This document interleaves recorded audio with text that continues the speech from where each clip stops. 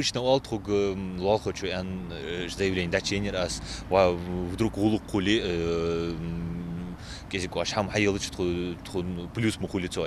7000 заявлений с просьбой о помощи, из них только 1300 подтвержденных. Волонтерам приходится ездить поадресно, проверять, кто действительно нуждается в помощи. Обязательно на место выезде, проверки, хажи, цар Тунязия, анкетыч доллари,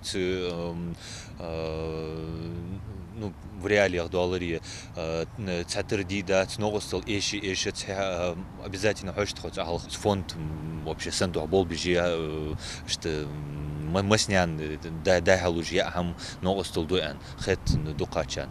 Так обязательно каждый инспекции есть хултха.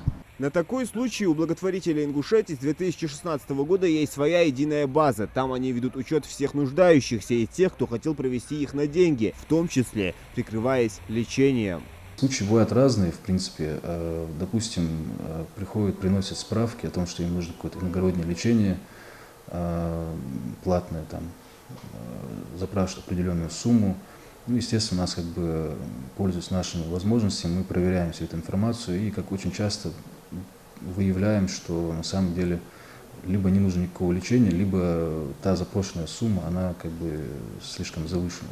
К таким людям фонды единогласно применяют санкции. Это может быть как отсрочка в получении помощи на определенное время, либо и вовсе исключение из списка нуждающихся навсегда. Также некоторые жители ошибочно думают, что они всю жизнь могут прожить за счет благотворителей, при этом не прилагая никаких усилий для заработка. Люди считают, что благотворительный фонд должен 100% обеспечивать. Нет, на самом деле благотворительные фонды призваны для поддержки, а дальше уже должны стараться сами. Вот, конечно, есть семьи, которые на 100% обеспечении, но это крайне редко случается, и то это временно происходит, потому что бывают случаи, когда нету кормильца, да, по какой-либо причине кормильца не стало, и пока семья, мать с детьми, допустим, не встанет на ноги, нам приходится 100% обеспечивать. Из-за таких недобросовестных людей приходится страдать действительно нуждающимся в помощи, поэтому нужно понимать, кто подпадает под критерии. Это семьи, у которых в первую очередь отсутствует кормилец, минимальный доход.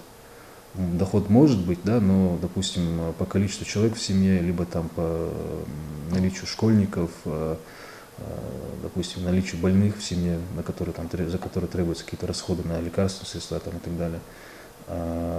Именно такие семьи не могут подавать заявление.